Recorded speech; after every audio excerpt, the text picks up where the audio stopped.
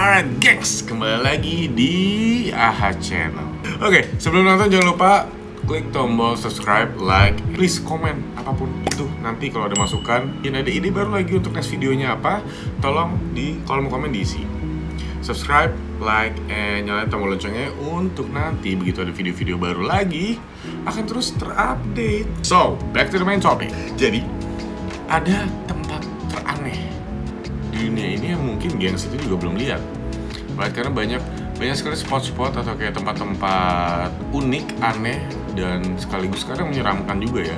Tapi semua itu ada alasannya kenapa di tempat-tempat itu menjadi tempat yang unik atau tempat yang aneh ataupun tempat yang sedikit menyeramkan tapi megah, tapi kayak keren gitu loh. Kayak di bumi itu ada sesuatu yang kayak gitu, dan itu kadang di luar nalar kita gitu loh. Itu keajaiban alam. Iya gak sih, keajaiban alam? Ya sih, kurang lebih keajaiban alam. Oke lah, langsung aja gue sebutin. Di channel ini gue bakal ngomongin 7 tempat teraneh di dunia. Yang pertama, Tunnel of Love yang ada di Ukraine atau di Ukraina. Jadi Tunnel of Love itu, gue udah ngeliat Google gitu, gue udah ngeliat gambarnya kan.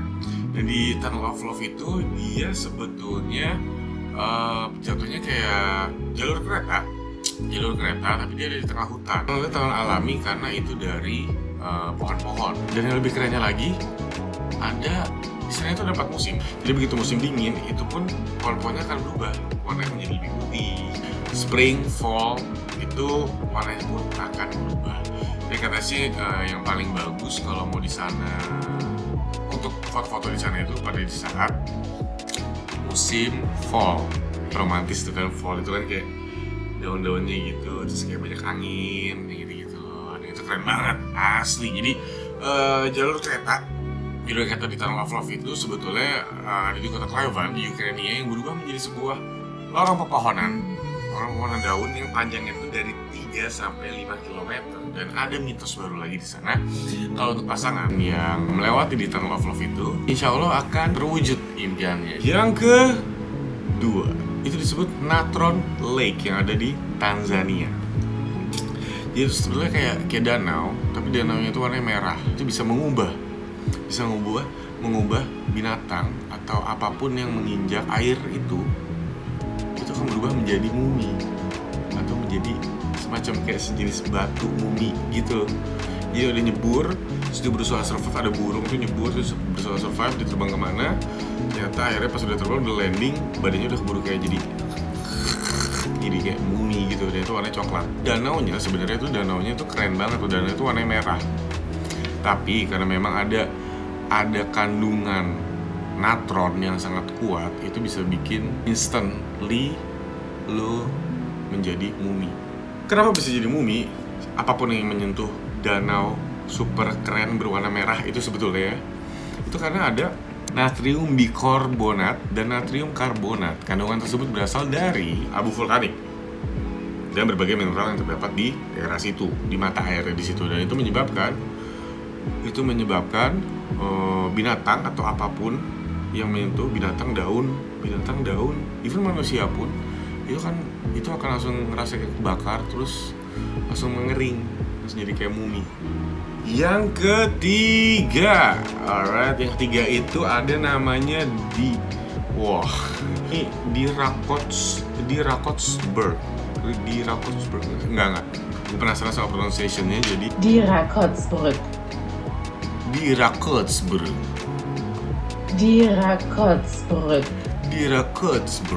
Oke.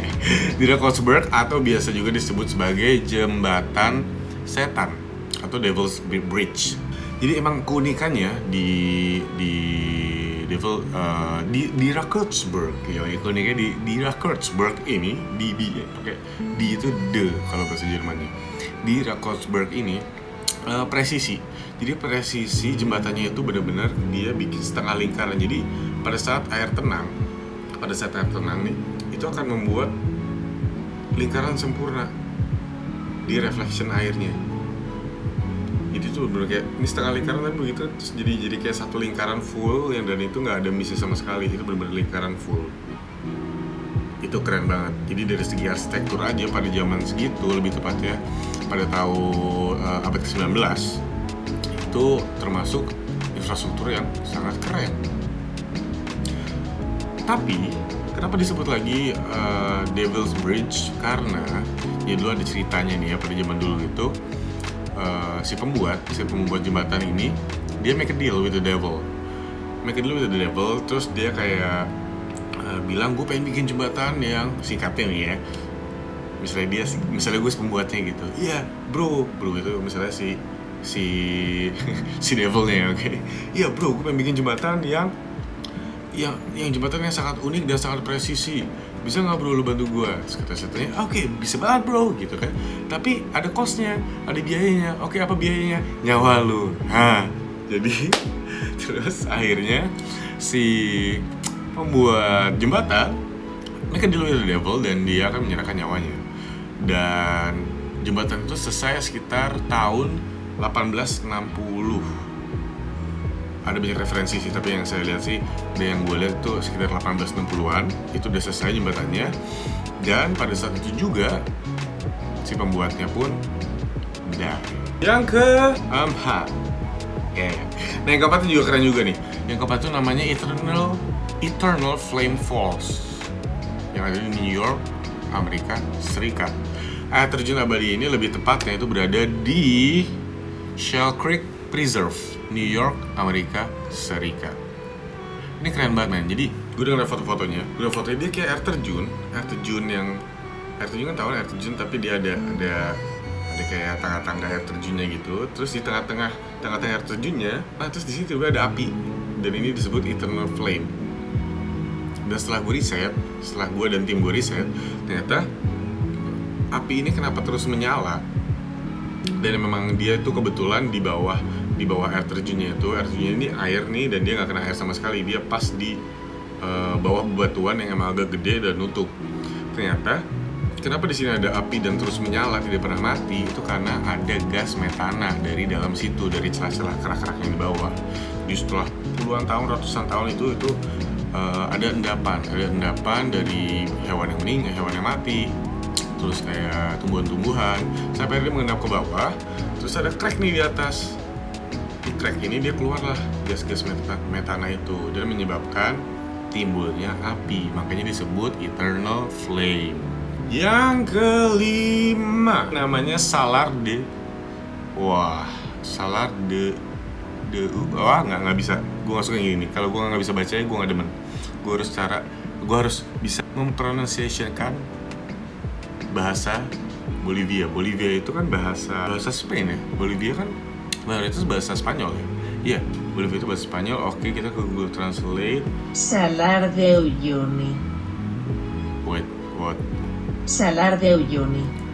Salar de Uyuni.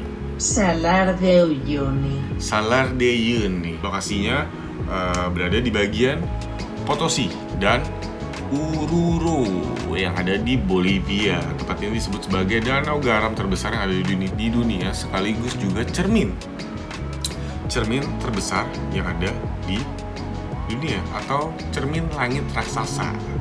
Wah, ini kacau sih, keren banget nih Salar de Uyuni. Someday gue harus ke Bolivia, gue harus ke sana.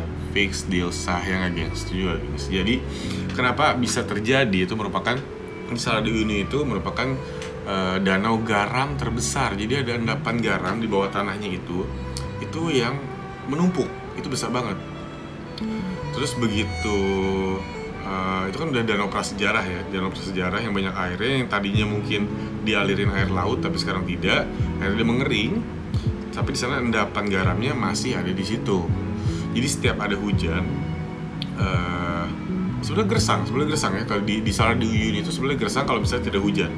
Jadi cuman ada tumpukan garam gitu, kayak tanah biasa aja, batu-batu sama pulau kaktus. Yang keenam, Dead Sea atau Laut Mati yang ada di Yordania. Kadar garam yang ada di sana itu, yang ada di Dead Sea itu hampir 10 kali lebih banyak dari kadar garam yang ada di laut normal laut. Jadi normal laut itu ada sekitar 3,4%. Tapi kalau di Dead Sea itu bisa 10 kalinya dari 3,4%. Itu kenapa di sana kadar airnya saking tingginya orang bisa ngapung. Begitu, orang atau benda atau apa itu bisa ngapung. Jadi sama ngapung sambil baca buku. Ini kalau gue lihat di Google ya, ini ada foto-fotonya, santuy banget, kayak santai gitu, yang saya tiduran, terus baca buku tapi ngambang di air. Ya, itu, aduh, itu keren banget, gue pengen banget.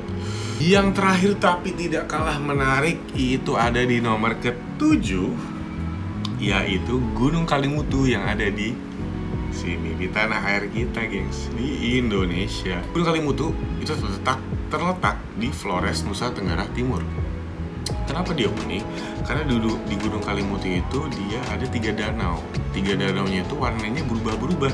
Kadang warnanya hitam, biru, dan pirus. Dan itu pun hitam, biru, pirus itu pun bisa berubah-berubah sesuai dengan apanya itu. Sampai sekarang saintis dari seluruh dunia itu datang ke sini dengan teori yang berbeda-beda. Ada yang bilang karena mungkin misalnya aktivitas di bawah danaunya berubah, kayak ada hewan-hewannya, atau misalnya ada aktivitas gunung vulkanik yang merubah warnanya. Jadi semua teori itu masih menjadi teori, belum proof, belum terbukti teorinya mereka semua sampai sekarang. Jadi sampai sekarang di Gunung Kalimutu 3 danau itu masih menjadi misteri. Itu keren banget. Ini ada sedikit ceritanya kenapa disebut Gunung Kalimutu. Jadi masuk ke dalam bagian Taman Nasional Kalimutu. Nama Kalimutu itu sendiri berasal dari gabungan kata keli yang berarti gunung dan mutu yang artinya mendidih. Itu bahasa sana, bahasa Flores. Makanya disebut Gunung Kalimutu. Dan itu berada di ketinggian 1639 mdpl atau sekitar 5.377 kaki. Karena punya kaki gini ya, kaki. Alright guys, so thank you for watching. Kalau ada masukan apapun, please di kolom komen ditulis aja semuanya apapun, ya kan. Ada ide-ide juga untuk kedepannya bikin konten apa, bikin yang lebih, let's say, mau yang lebih edukatif atau mau apa, masukin aja semua ide di situ. Dan gue bakal berusaha nge-reply satu persatu. Okay gengs, so thank you for watching. Stay healthy, stay safe, and God bless you all.